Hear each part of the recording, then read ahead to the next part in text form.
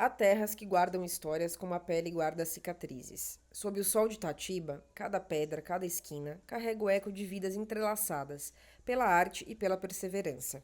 As vozes da gente ressoam, movidas pelo vento que sopra as memórias, que são marcas de resistência e expressão. A cultura, como um rio que corre, atravessa gerações e deságua no presente. Aqui, cada passo no chão revela uma história e cada olhar guarda uma memória. Foi um sonho meu,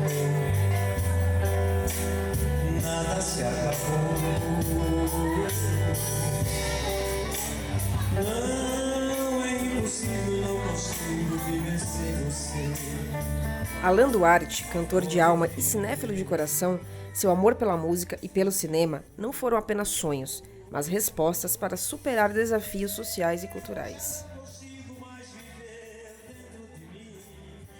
Como todo bom cinema, ele tem que ter um gongo. Para que serve o gongo? O gongo serve justamente para a gente saber a hora que vai começar o filme, né? Como tinha nos cinemas antigamente, né? Olha lá.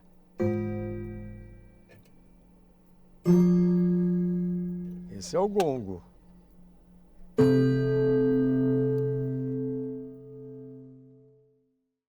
Pois é, eu fui seminarista, né, uma época, e como eu estava dizendo, depois eu vi que a minha vocação não era ser padre mesmo, eu gostava mesmo era de cinema. E participei assim de festivais de cinema, na época eu já deixei o jornal, deixei o seminário, acabei sendo empregado num jornal da cidade de Jundiaí, JC. Foi a primeira equipe, Sérgio Rondino, aquela turma maravilhosa. Todo o dinheiro que eu ganhava, eu fui chegando mais próximo daquilo que eu queria, comprar uma câmera. Tudo que eu queria era uma câmera na mão. Aí comprei uma câmera, o salário já não ia tanto para casa aqui, eu dividi um pouco, mais para mim do que para minha mãe.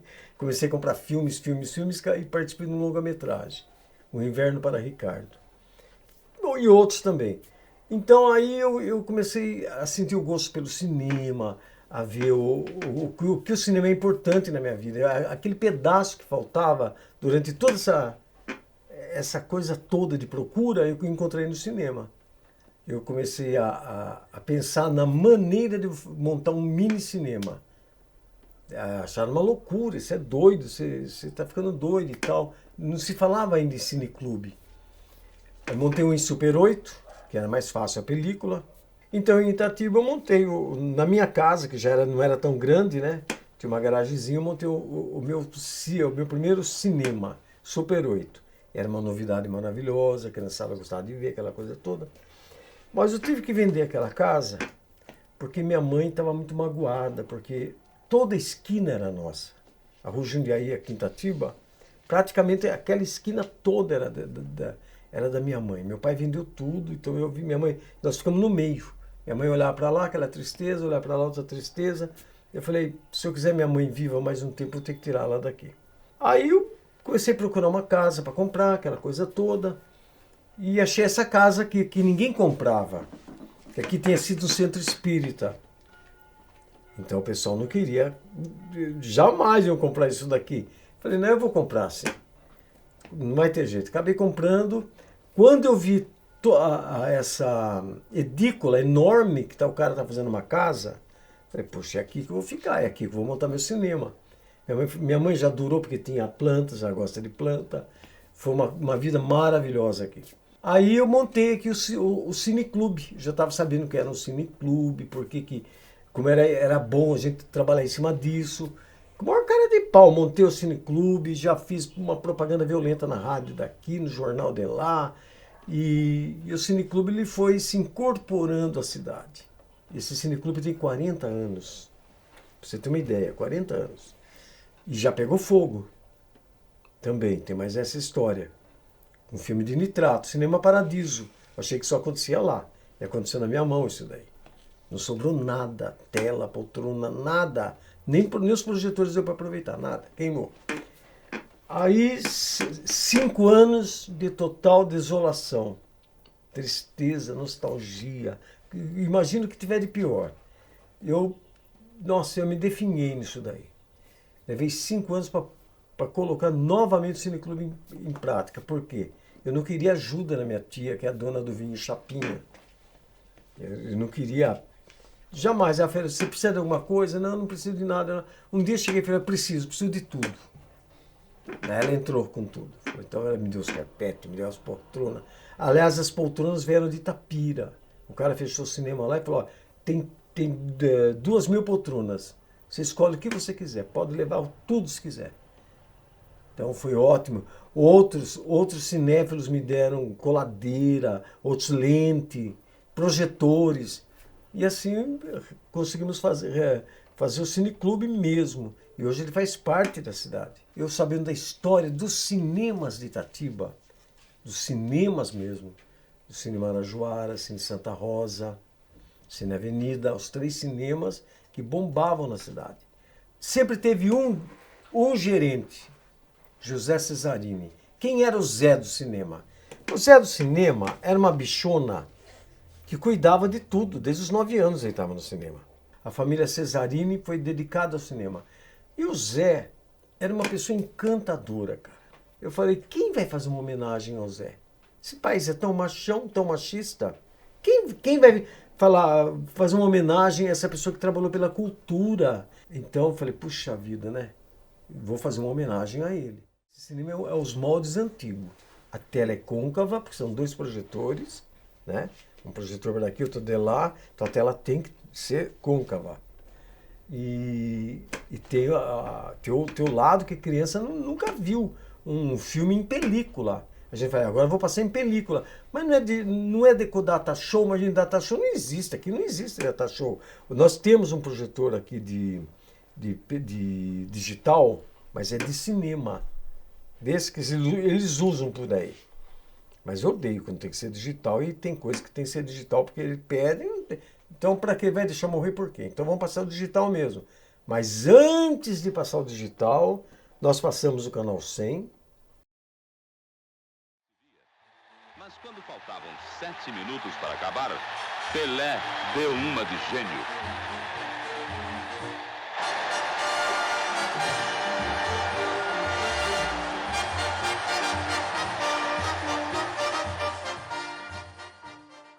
Tem gente que em Itatiba que o cinema aqui está há 40 anos. A gente dá pipoca de graça, pirulito de graça. Se tiver querendo buscar um sorvete de graça, a gente vai buscar um sorvete de graça para fazer o máximo. Ainda assim tem gente que não sabe onde fica o cineclube. Pessoal que vem de fora. Tem cinema de graça? É de graça. Totalmente de graça. Então nós temos sempre uma variação assim de... Quando vem escolas, que ela deve lembrar muito bem, 40, 50, 60 crianças, 70. Aqui tem 50 lugares. Mas quando é pequenininho, põe 2 sentadinhos aqui, o resto tem escadinha aqui, ficam na escada aqui, outro para lá e tal. 70 pessoas, olha que delícia, eles rejuntam. É outra coisa. Hoje nós temos um público assim, de 15, 20 pessoas. De repente, se o tempo ficar ruim, 3 pessoas, mas não conversa comigo.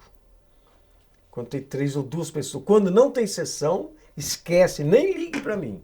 Alan, você tá bem? Não, tô péssimo, tchau. Eu tô arrasa. A questão do cinema é uma coisa impressionante. Que às vezes as pessoas perguntam, mas onde que você mora? Eu moro dentro de um cinema. Eu não sei se o cinema mora dentro da minha vida ou eu moro dentro do cinema. É uma coisa de doido. Mas às vezes é verdade, porque no meu quarto tem cinema, na sala tem cinema. Qualquer canto dessa casa você encontra cartazes, filmes, projetores. Enfim, o cinema invadiu a minha vida. E aí eu acabei sem querer invadindo a vida do cinema também. Então o meu status é esse. Eu gosto de cinema e o cinema acho que acabou gostando de mim também, porque é uma coisa indivisível. Não tem como falar assim, eu gosto só de música, ou disso, daquilo. Cinema é primeiro plano na minha vida e assim tem que ser.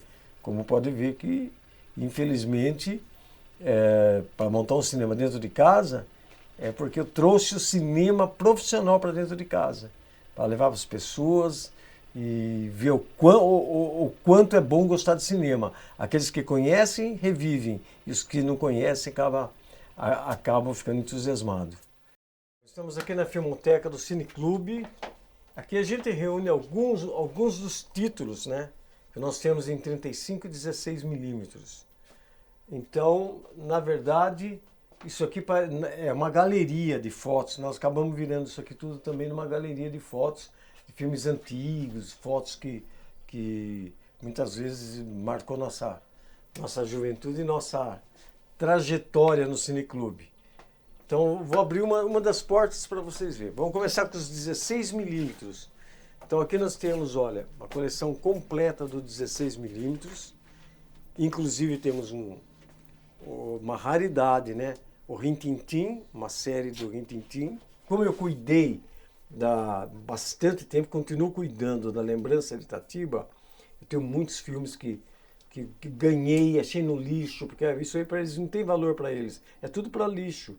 E tinha histórias da cidade, fotografias da cidade, foto aérea da cidade de 1960, com teco-teco, tudo vai para o lixo. Eu resgatava isso aí.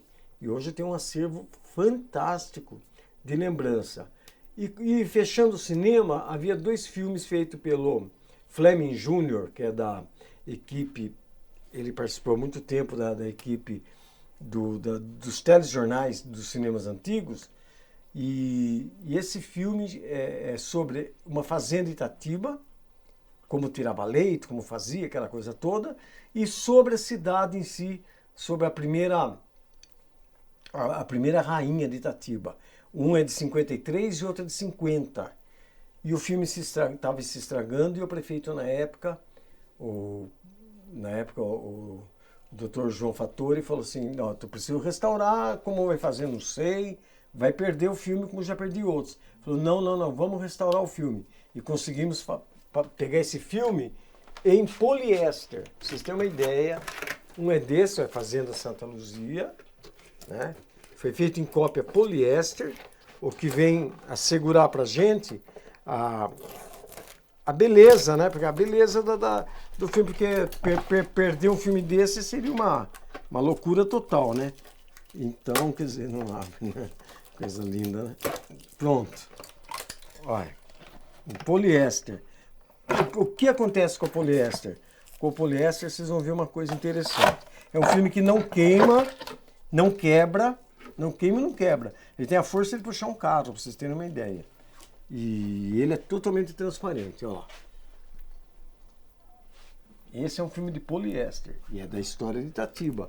E temos ainda aqui, ó, guardado o Lamparina, tá inteira, a cópia tá inteira e projeta ainda.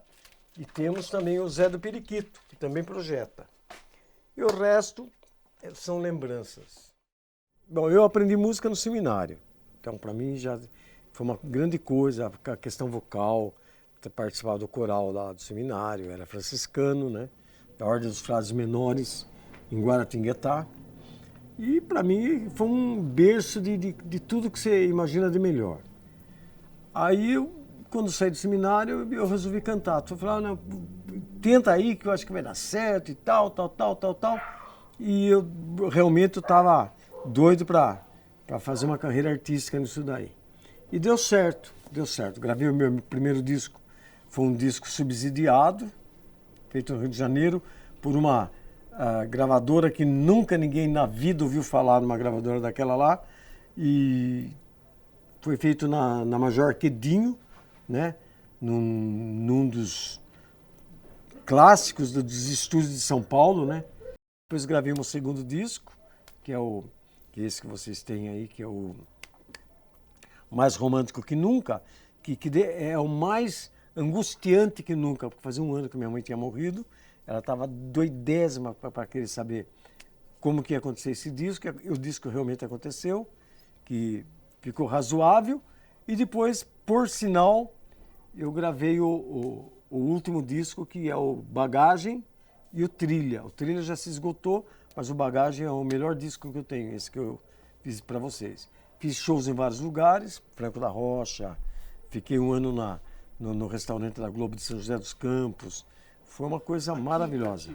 Aqui em Itatiba, todos os clubes. Eu trabalhei 10, 12 anos com carnaval, com uma equipe de carnaval. Ganhei-se muito dinheiro no carnaval. A grande vantagem do cantor é essa. Só que eu não sou um cantor de carnaval. Eu não sou porque eu sou um cantor da noite.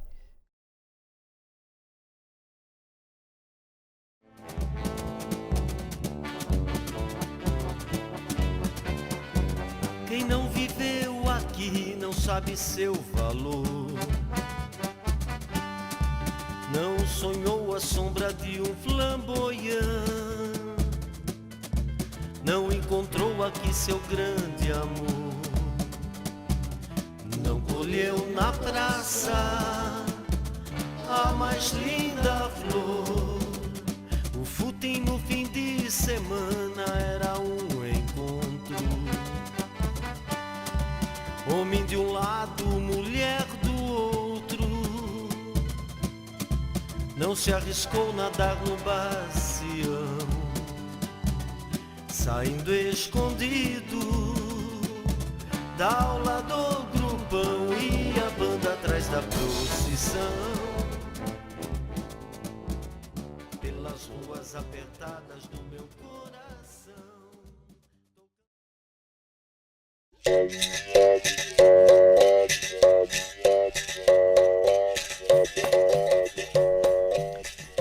No coração de Itatiba, o Quilombo de Brotas guarda as raízes de um povo que luta para manter viva sua história. Em cada tradição, um pedaço de resistência e memória.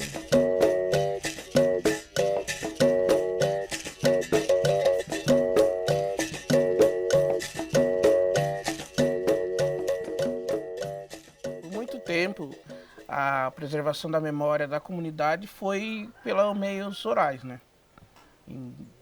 Até algumas décadas atrás era costume, na época que a minha atriz-avó, a Amélia, era viva, após o jantar as pessoas se reuniam na casa dela, em volta de um fogo de chão. Eles tinham um recipiente quadrado onde se colocava o fogo, e ficava se contando as histórias, né? Os mais velhos contavam histórias antigamente, os adultos iam contando histórias, as crianças ficavam só ouvindo, né? Pelo menos é como o meu pai e outros adultos, de quando eu era criança, eles contavam que era, né? Que eles falavam que quando eles eram criança, eles como criança eles só ouviam, e os adultos que falavam tanto histórias do presente quanto coisas do passado, da época da escravidão, e também lendas, muitas lendas eles falam. Itatiba, como mostra o historiador Tarcísio José Martins, na série de livros que ele escreveu sobre o Quilombo do Campo Grande, ele mostra que essa região aqui, já no século XVIII, a região a qual Itatiba faz parte, já tinha comunidades quilombolas já nesse território aqui. Isso antes de existir Itatiba, antes mesmo de sequer existir o bairro rural que deu origem a Itatiba. Então, no território tinha essas questões por conta, a gente estava muito perto de Minas Gerais. Bom, e aí, quando surgiu o município de Itatiba, ali no século XIX, a gente tinha um movimento da quilombagem.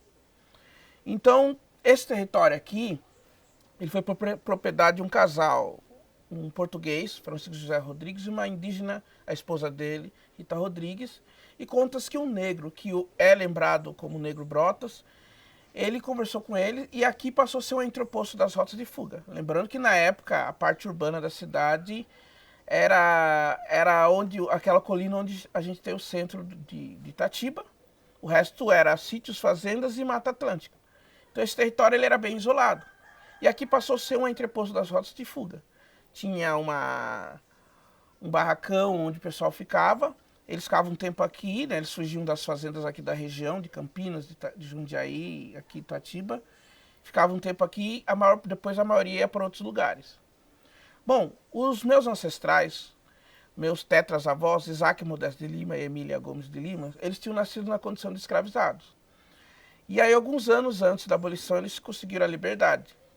Eles tiveram, se não me engano, 9 ou 10 filhos. E eles eram membros na época, boa parte da população negra participava desses movimentos que Clóvis Moura, o sociólogo Clóvis Moura, chamou de quilombagem, né? Que eram os movimentos de resistência da população negra, as fugas. Eles eram membros dessas organizações. Então, quando deu a abolição, o pessoal que estava aqui escondido começou a dispersar. E esses meus ancestrais, eles compraram essa parte do território, porque o território que era aquela antiga propriedade era bem maior, né? Pegava os bairros da região. Mas não era habitado, ou supostamente não, porque o pessoal estava escondido aqui. Houve pelo menos 2 vezes que foram mandados soldados para tentar acabar com esse quilombo daqui. Então meus ancestrais, meus tataravós, eles compraram essa terra, eles eram com os filhos deles, né? Conforme foram crescendo, os filhos de Isaac e Emília foram indo embora. A única que ficou foi minha atriz-avó, Amélia Gomes de Lima Barbosa. Ela casou com Fabiano Bento Barbosa, né? Assim que ela passou a ter o sobrenome Barbosa. E dos filhos e filhas de Isaac e Emília, foi ela que ficou.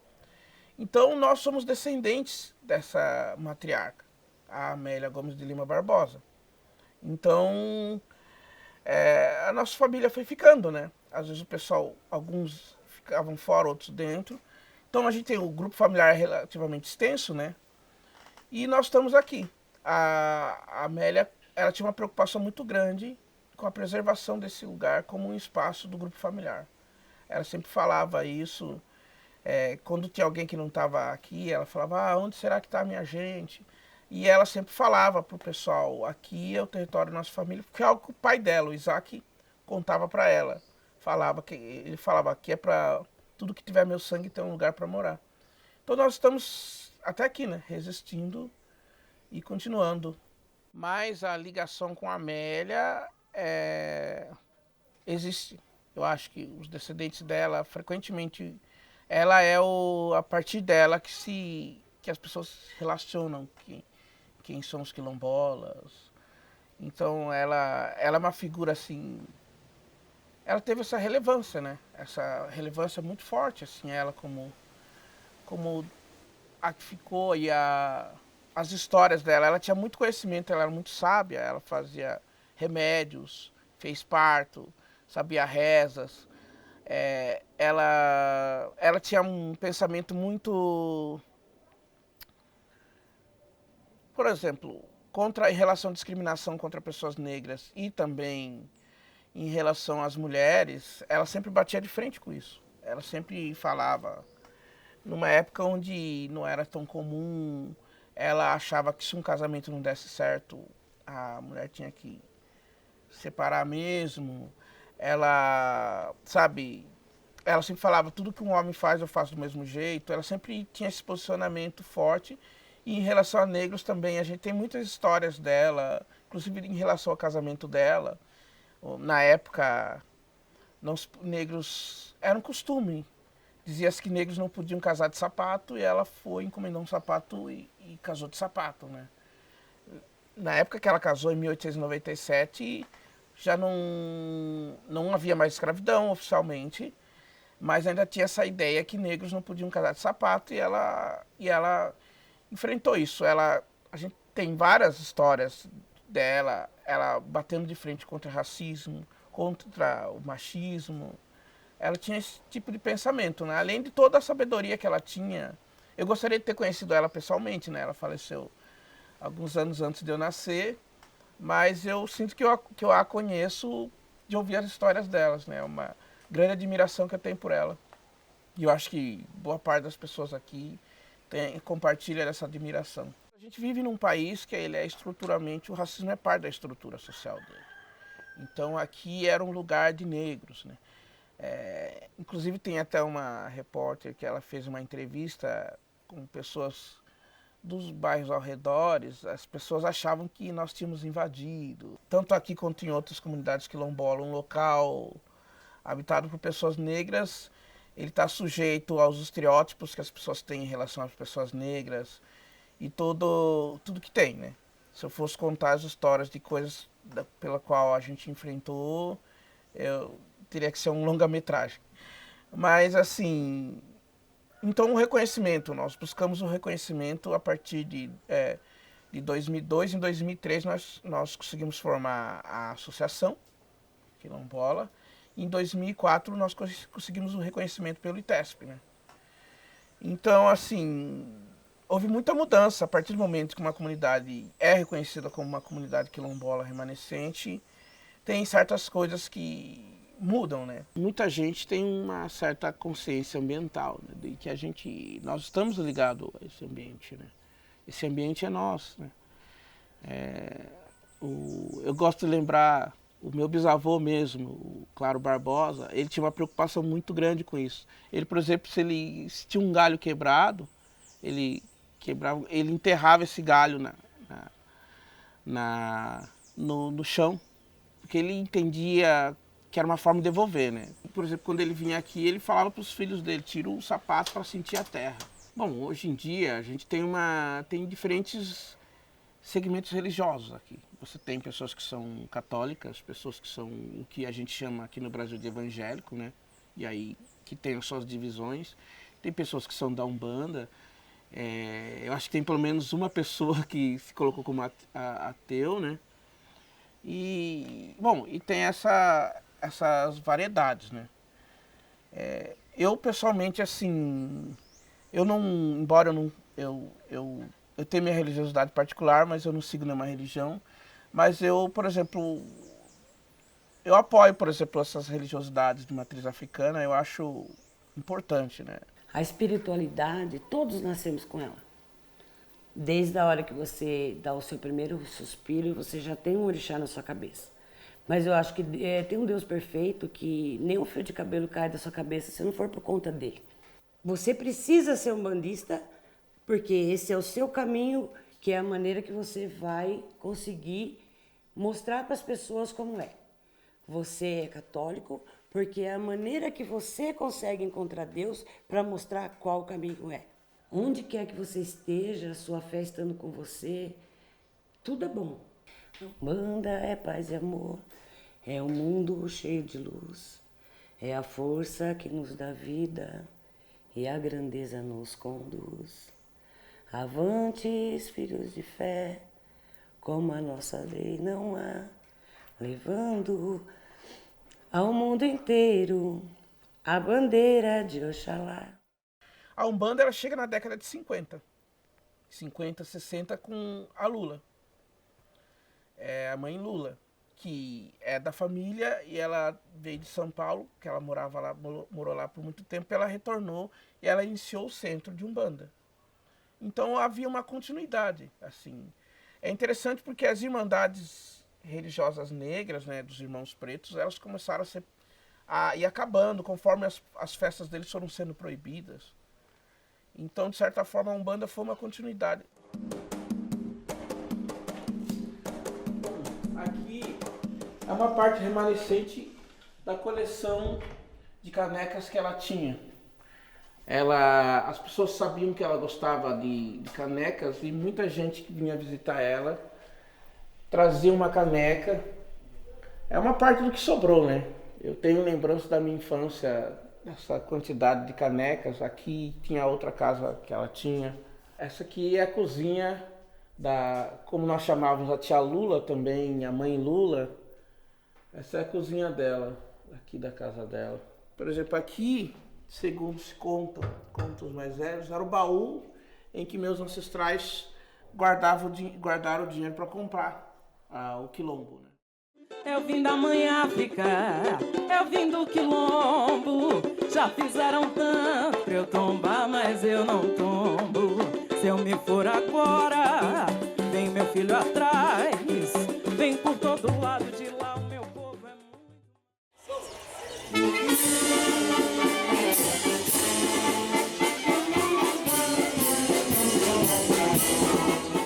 A música transcende gerações. Na Corporação Santa Cecília, jovens e veteranos se encontram para tocar as notas que ressoam como a batida de um coração que nunca para.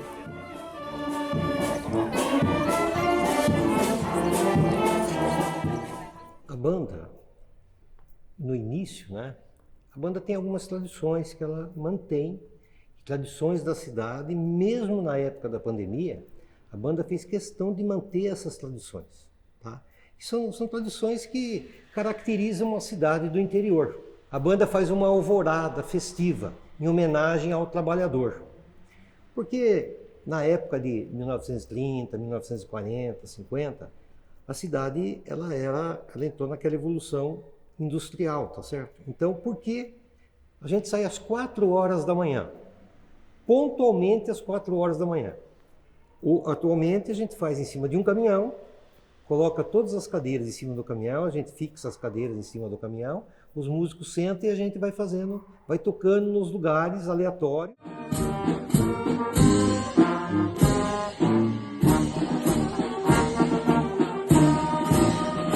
E de surpresa, tá certo? A pessoa não sabe que vai. Tem pessoas que pede, já espera, tudo lá. Então, e outras a gente faz de surpresa. Mas a gente não avisa que vai. A música é um hino italiano, chamado El Trovatore, e ele leva mais ou menos de 2 minutos e meio a 3 minutos. Então, você chega na janela da casa da pessoa, em frente da casa da pessoa, e começa a tocar o hino. A pessoa acende a luz, sai do jeito que ela tá lá, coloca um roupão, alguma coisa, vai na janela e tal, e ela fica emocionada. Isso pra gente é uma alegria. Agora, por que 4 horas da manhã? Como eu disse no início, a cidade era industrial, operária, então as pessoas entravam ao trabalho às 5 da manhã, né? O primeiro horário de trabalho era às 5 da manhã, não existia o terceiro turno, aquela coisa. Então eu entrava às 5 da manhã, saía às 2 da tarde, entrava às 2 da tarde, saía às 10 da noite. Tal. Era aquela situação. Então, a alvorada era para fazer uma homenagem ao trabalhador que acorda às 4 da manhã para ir trabalhar. A cidade não era pequena, né? A cidade devia ter em torno de 15 mil habitantes, mais ou menos, e a banda acompanhou toda a evolução do século XIX, século XX e século XX, acompanhando o século XXI. A primeira apresentação da banda foi na inauguração da luz elétrica em Itatiba. Tá? 1906. E a banda, com toda essa evolução, veio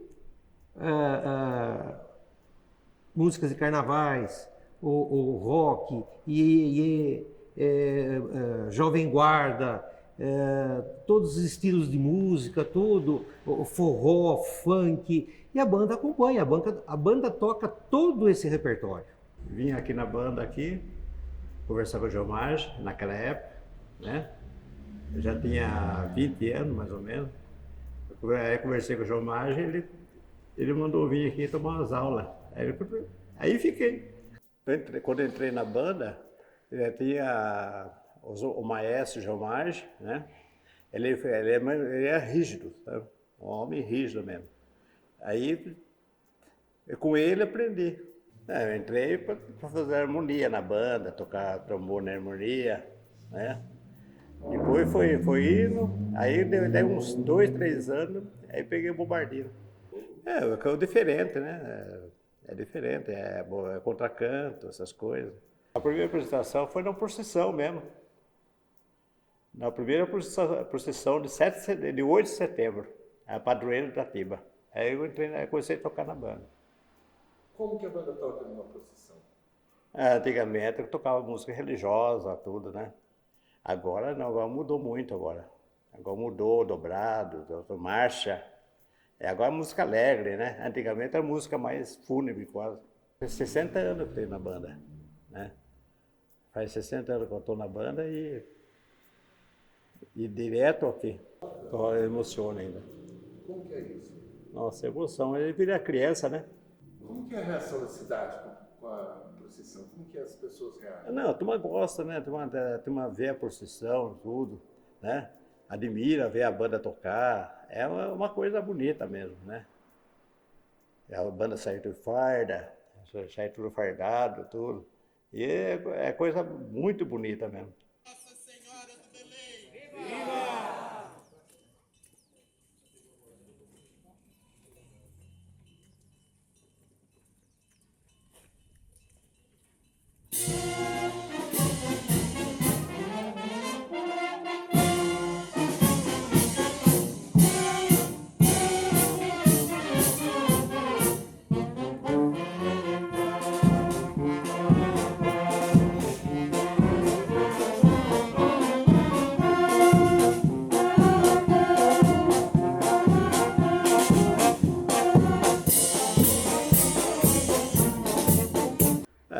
Esse festival que tinha no Coreto, antigamente, festival do outono, que tinha, então a banda tocava, participava desses festivais aí.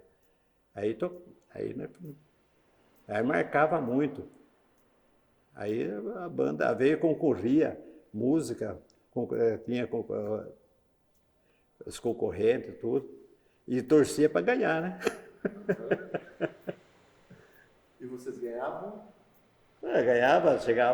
Chegava em primeiro lugar, ela ganhava troféu, não assim, a turma toda, né? Ganhava troféu, tudo, e aí a alegria da turma. Você acha que a música aproxima as pessoas? Que a música da banda aproxima as pessoas? Aproxima. Nem tanto que a banda está com uma corporação musical bem grande agora. A turma está gostando da banda agora. E a turma respeita a gente.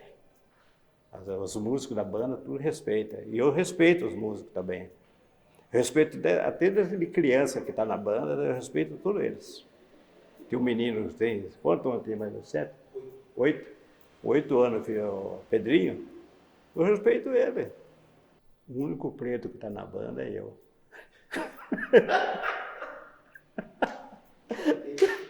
Tá? E com orgulho.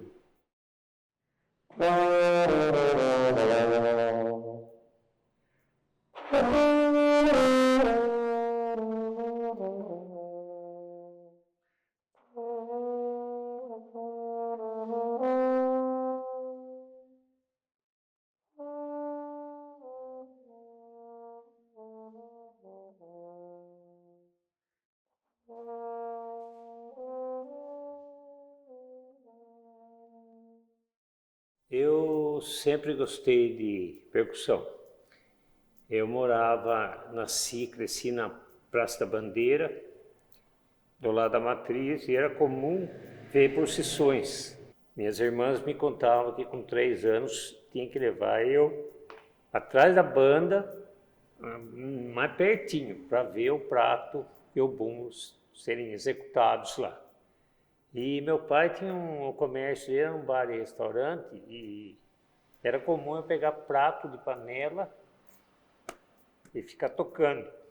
Toquei 4 anos, depois precisei sair para estudar à noite, trabalhar de dia, estudava à noite, me afastei da banda e voltei em 82, a convite do meu cunhado, que era músico da banda aqui também, convidado para tocar bumbo, porque não tinha bombeiro.